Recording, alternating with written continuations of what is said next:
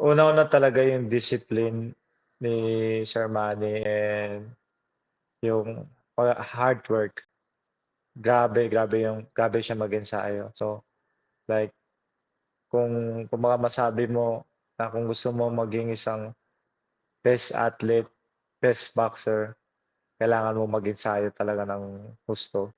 And unang-una, ang pinakamalaking na napulot ko doon na aral is ano, yung grabe yung pagka-humble niya. Kung paano siya, kung gaano siya sikat, gaano siya isang Hall of Fame boxer.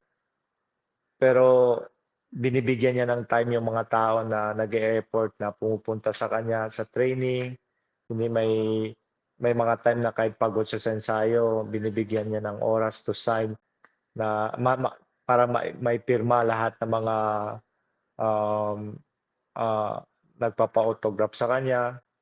And then ano, paano siya mag-ano ah, i-discipline yung sarili niya pagdating sa training. So ayun, I think para sa amin sa isang boksingero, isang atleta, sa lahat ng mga atleta sobrang laking aral yung napulot namin doon. Lalong-lalo na ako na-experience ko mismo personal doon, nakita ko mismo sa kanya. Yung hard work, yung training, uh, and yung discipline, at higit sa lahat yung ano, yung pagka-humble niya. Kasi um, the more siya binababa yung sarili niya, parang the more daw siya umaangat. And inaano niya yung ensayo niya.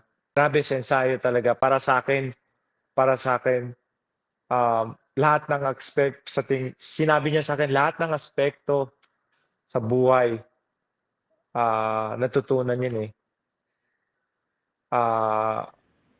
Kaya natin pag-eksayuan yan eh. Lalong-lalo na tayong mga atleta. So, yan lang yung trabaho natin eh. Mag-ensayo. Bigay natin yung 100% natin dyan sa training.